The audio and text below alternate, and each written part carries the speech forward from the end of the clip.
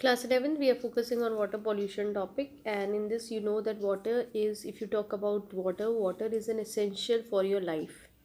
And basically, you know that whatever the pollution is being arises is being originated, or you can say it's been occurred because of human activities.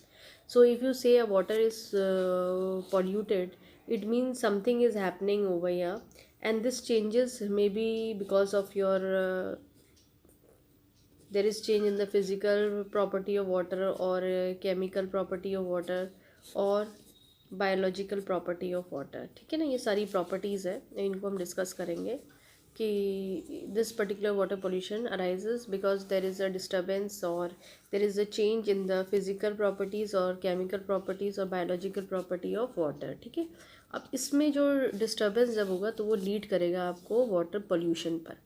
So that thing has been happened. Now this is why these physical properties or chemical properties or biological property of water changes. This is because of your unwanted foreign materials. तो इनका main culprit कौन है? Unwanted foreign material. ठीक है, ये कुछ भी substances हो सकते हैं. तो हम ये कह सकते हैं कि कोई भी ऐसे सब्सटेंस जो कि आपकी physical property water, chemical property water या बायोलॉजिकल प्रॉपर्टी वाटर को चेंज कर दें. ठीक है, अब फिज़िकली आप समझते हैं भाई मेल्टिंग पॉइंट, बॉइलिंग पॉइंट, ये सब चीज़ें, डेंसिटी है, ये सब होती हैं. केमिकल प्रॉपर्टीज़ भाई रिएक्शन है. ठीक है, या उसका बेसिकली किस तरह के रिएक्शन कंपाउंड. बायोलॉजिकल पे अंदर इसमें एक्वेटिक प्लांट्स, एनिमल्स वगैरह रहते हैं, तो उनकी भी वही फौना फोला सब बदल जाता है. तो this thing is been there. Now water pollution is arises because of many sources are there, like municipal and industrial discharge pipes. ठीक है, उनके वजह से अराइज हो जाता है. ठीक है, ये सब ये जो होता है इनको हम कहते हैं पॉइंट सोर्स. बेसिकली है ना, दो तरह की सोर्सेज होती है. एक पॉइंट सोर्स होता है और दूसरा आपका नॉन पॉइंट सोर्स होता है. तो पॉइंट सोर्स ये सोर्सेज होते हैं म्यूनिसिपल सीवेज वगैरह से हो रहा है, आपकी गंदगी पहुंच रही है वाटर में. इंडस्ट्रियल डिस्चार्ज है. ठीक है, इंडस्ट्रीज़, जो भी इंडस्ट्रीज़ लीड अप हो रही हैं उनके वजह से जो भी पॉल्यूटेंट्स निकल रहे हैं वो वाटर बॉडीज़ में पहुंच रहे हैं, तो वाटर में पॉल्यूशन हो जा रहा है. अब आपके पास दूसरी चीज़ आ जाती है नॉन पॉइंट सोर्सेज. अब नॉन पॉइंट सोर्स क्या होते हैं आपके? नॉन पॉइंट सोर्स हो गए जैसे कि आपके एग्रीकल्चरल रन ऑफ. दूसरा है आपका एसिड रेन, ये आप पहले ही पढ़ चुके हैं. Strong water drainage. ठीक है, ये सब चीज़ें जो हैं वो वाटर को पोल्यूटेड करती हैं. अब बेसिकली हम कुछ और देख लेते हैं, कुछ और भी आपके पॉल्यूटेंट्स होते हैं, उन पे ध्यान देते हैं. There are other major water pollutants. These you can see that microorganisms, domestic sewage से निकलते हैं, organic waste या domestic sewage, animal extract or waste, decaying animals and plants, discharge from food processing units. Then you have plant nutrients, कोई भी chemical fertilizers आप use कर रहे हो. टॉक्सिक हैवी मेटल्स हैं आपकी इंडस्ट्रीज़ है, केमिकल फैक्ट्रीज़ में. सेडिमेंट्स हैं भाई, सॉइल इरोजन होता है एग्रीकल्चर की वजह से. ठीक है, तो उनके वजह से हो जाता है, या आप माइनिंग करते हैं उसकी वजह से हो जाता है. Pesticides, you know, these are also very important chemicals which is use to kill your insects and fungus, weeds. Radioactive substances जैसे uranium containing minerals is there, heat is there, है ना. तो ये सब चीज़ें हैं जो आपको वाटर पॉल्यूटेंट्स की तरह एक्ट करती हैं. Now what are the other causes of water pollutions that we focus. Now very first is pathogens. Pathogens आपको मालूम है सारे माइक्रो ऑर्गेनिजम्स जो होती हैं जो कि बेसिकली डिजीज़ कॉज करती हैं, ये सारे वाटर पॉल्यूटेंट्स होते हैं, पानी में जाते हैं, और बहुत से ऐसे डिजीज़ जो है इनके वजह से होती हैं जिनको हम पैथोजेंस बोलते हैं. और ये बेसिकली अगर आपको ध्यान दीजिए तो ये बैक्टीरियाज हैं, कोई भी माइक्रो ऑर्गेनिजम्स हो सकता है. अब ये कहाँ से आते हैं? जैसे तुम्हारा ह्यूमन एक्सट्रैक्ट है, ठीक है, तो उसमें से जो एक्सक्रीशन आप करते हो तब जब वो एक्सट्रैक्ट निकलता है तो उसको, उसमें क्या बहुत सारे बैक्टीरियाज प्रेजेंट होते हैं. ठीक है, तो तो वो जैसे आपकी यहाँ मैंने काफ़ी ये लिखे हुए हैं यहाँ पे बैक्टीरियाज, तो ये सब देखो आपके बहुत सारे जो इंटेस्टाइनल डिजीज़ेस होती हैं उसके वजह से, इन बैक्टीरियाज की वजह से हो जाती हैं। फिर अगर आप ऑर्गेनिक वेस्ट देखते हो, आप देखते हो भाई ऑर्गेनिक वेस्ट क्या हो सकता है, भाई ग्रास है, लीव्स है, ट्रशेस है, या बहुत ज़्यादा है ना आपकी उसमें एक्वेटिक प्लांट्स ग्रो करने लगते हैं जिनको हम फाइटो प्लैंक्टन कहते हैं, इनका ग्रोथ ज़्यादा होने लगता है। तो ये भी एक बहुत बड़ा कॉज होता है वाटर पॉल्यूशन का। ठीक है, ये जो वेस्ट होते हैं ये बेसिकली क्या है, आपके बायोडिग्रेडेबल होते हैं। बायोडिग्रेडेबल समझ रहे हैं ना, जो आप माइक्रो ऑर्गेनिजम्स के थ्रू जो वेस्ट है आप उनको डिकम्पोज कर सकते हैं, वो आपके बायोडिग्रेडेबल वेस्ट होते हैं, है ना। तो वो सब चीज़ें होती हैं। फिर आपकी बात, आपको मालूम है कि एरोबिक आपकी बैक्टीरियाज होते हैं वो कंज्यूम करते हैं ऑक्सीजन, जो कि बेसिकली वाटर में डिज़ोल्व करता है। तो ये सब चीज़ें हैं, आपको ध्यान देने वाली बातें। फिर कुछ आपके केमिकल पॉल्यूटेंट्स पे भी आपको फोकस करना है कि कितने सारे केमिकल्स हैं जो आपकी मतलब इंडस्ट्रीज से निकल रहे हैं, वो भी बहुत हार्मफुल होते हैं आपके बॉडी के लिए। ठीक है, और ये सब आपको पता होना चाहिए। कभी बाई चांस की बात है कि कभी आपने ले लिया, तो बहुत सी जगह में जैसे किडनी डैमेज है या सेंट्रल नर्वस सिस्टम लंग्स में प्रॉब्लम आ जाती है। तो ये सब चीज़ों पे भी आपको ध्यान देना है कि ये केमिकल्स जो हैं वो वाटर में नहीं जाने चाहिए। बेसिकली ये जितने केमिकल्स, कहाँ घर में तो आप मरकरी यूज़ करेंगे नहीं, कैडमियम यूज़ करेंगे नहीं, निकल यूज़ करेंगे नहीं, ये सब इंडस्ट्रीज़ जो होती हैं वहाँ से निकलते हैं। तो ये इंडस्ट्रियल वेस्ट होते हैं बेसिकली, तो ये वहाँ से आते हैं। तो ये वाटर में, क्योंकि ज़्यादातर जितनी भी इंडस्ट्रीज़ आप देखोगे लगी रहती हैं, ये हमेशा कोई ना कोई रिवर के साइड पर लगी होंगी या कहीं ना कहीं कोई लेक के पास लगी होंगी। तो वो सारा जो इनका जो कह सकते हो वेस्ट है वो इसी वाटर में ही जाता है। फिर आप घर से क्या यूज़ कर रहे हो, घर में आप है ना साबुन यूज़ करते हो, डिटर्जेंट्स यूज़ करते हो ना, soap and all that you use, fertilizers आप पेड़ पौधों में डालते हो ना, खाद जिसे कहते हैं आप, यूरिया वगैरह और भी है fertilizers, these things are there, they are chemical pollutants, they are also very harmful. ठीक है, अब यहाँ पे एक टर्म आती है BOD, जिसको हम बायोकेमिकल ऑक्सीजन डिमांड कहते हैं। Now what does it means? Basically, this is the amount of oxygen required by bacteria to break down the organic matter present in certain volume of sample of water is called biochemical oxygen demands.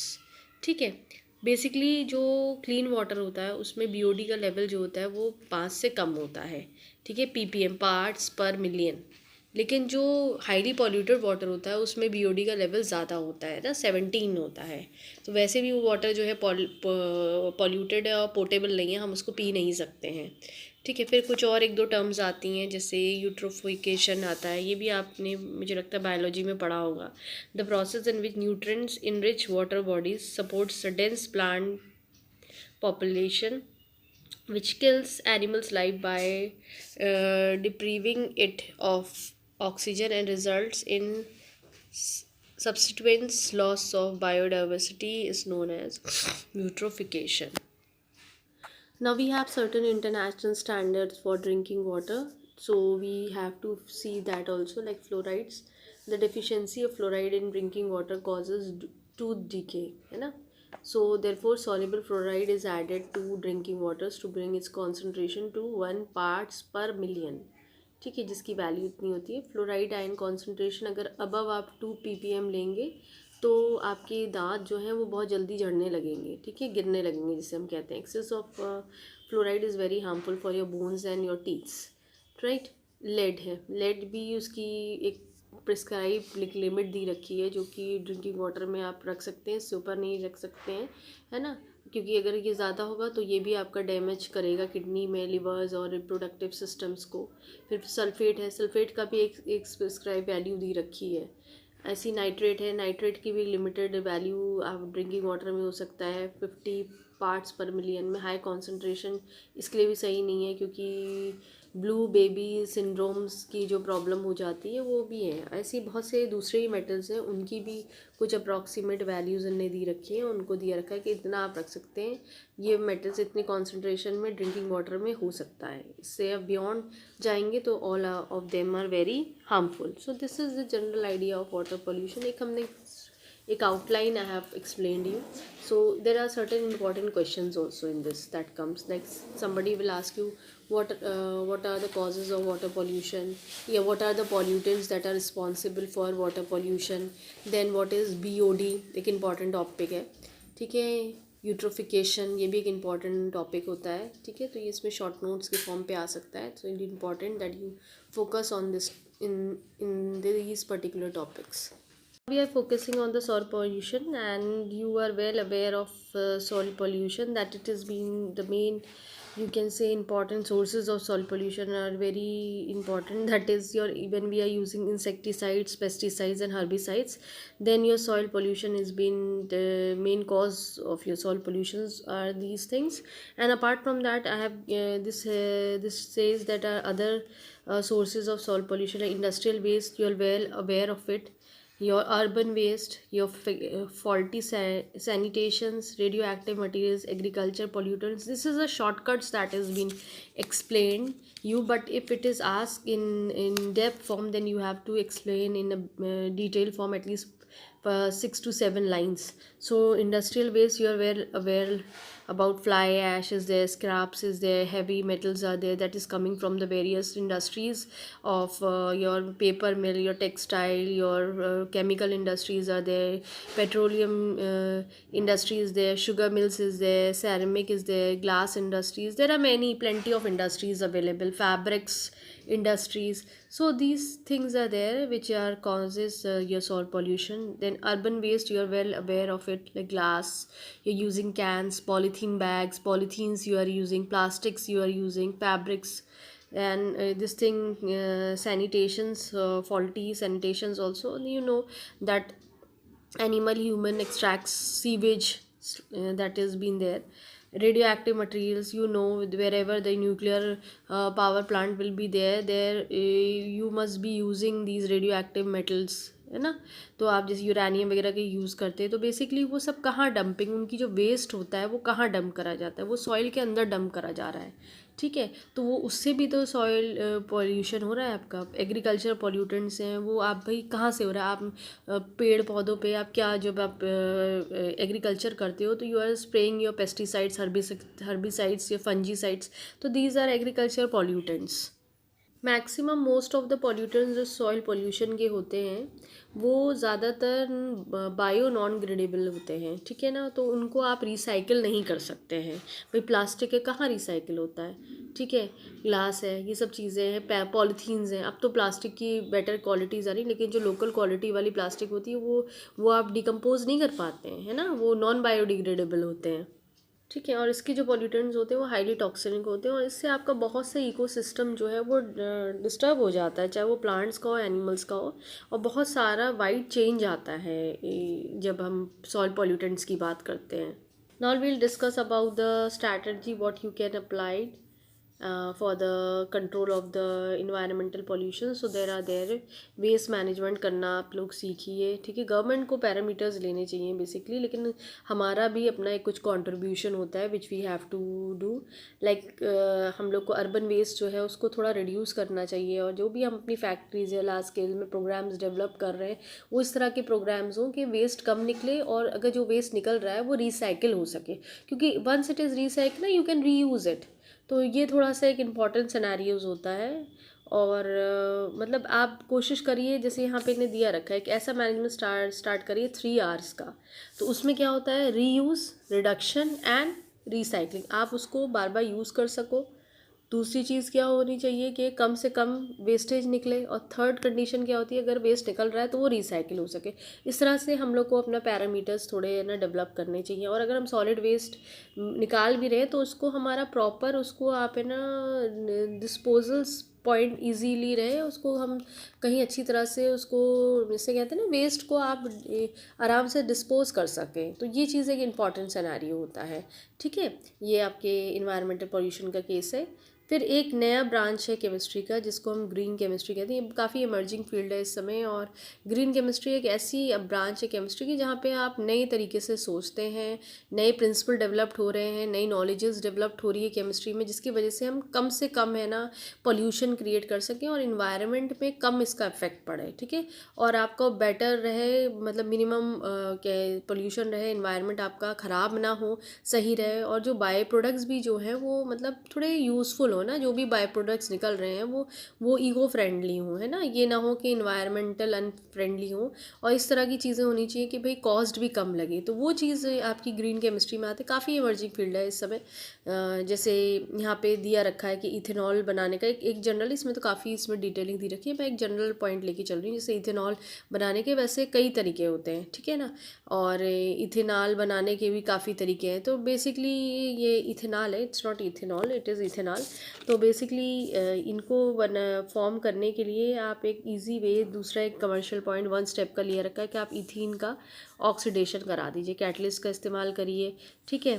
और ना तब आप देखेंगे कि आपको करीबन 90% ethanol जो है वो आपको मिल जाएगा। जबकि और वैसे फॉर्म में आप देखिए तो प्रोडक्शन भी कम होता है और ख़र्चा भी ज़्यादा लगता है और इन्वायरमेंटल फ्रेंडली भी नहीं रहते हैं प्रोडक्ट्स, ठीक है।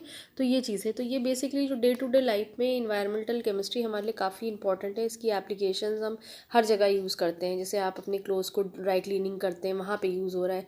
पेपर ब्लीचिंग हो रही है, वहाँ पे भी यूज़ हो रहा है ना। तो जैसे आप हाइड्रोजन पेरोक्साइड का इस्तेमाल करते हैं, वो तो बहुत कॉमन है, आपने देखा हो, सुना होगा, ठीक है। तो बेसिकली ग्रीन केमिस्ट्री है ना, कॉस्ट पॉइंट ऑफ व्यू से भी अच्छी है। जब आप ग्रीन केमिस्ट्री पे वर्क कर रहे होंगे, जैसे साइंटिस्ट कर रहे हैं, तो उसमें क्या है, जैसे अभी जो कोई चीज़ सपोज़ करो 1 लाख की पड़ रही है, लेकिन आप जब ग्रीन केमिस्ट्री के फॉर्म पे अगर आप चलेंगे तो वहाँ पे क्या है कि वो उसकी कॉस्ट भी कम हो जाएगी, यील्ड भी ज़्यादा, पॉल्यूशन भी कम, और क्या है, कॉस्टिंग पॉइंट ऑफ व्यू से भी वो बेटर होता है। हो सकता है 50,000 ही हो। तो ये चीज़ थोड़ा सा आपको ध्यान देना है कि it's very important, this branch is very important and this portion is very important for your examination. So hopefully you have understand, and it's very important that यहाँ पे आपका एनर्जी वेस्ट नहीं होती है, और ज़्यादा कंजप्शन भी नहीं हो रही है एनर्जी का, और आप फर्दर जनरेशन तक इसको यूज़ कर सकते हैं। ये सब चीज़ें हैं which you have to remember, and if it's comes so please learn and write down about green chemistry. So this way we have completed this chapter, environmental chemistry.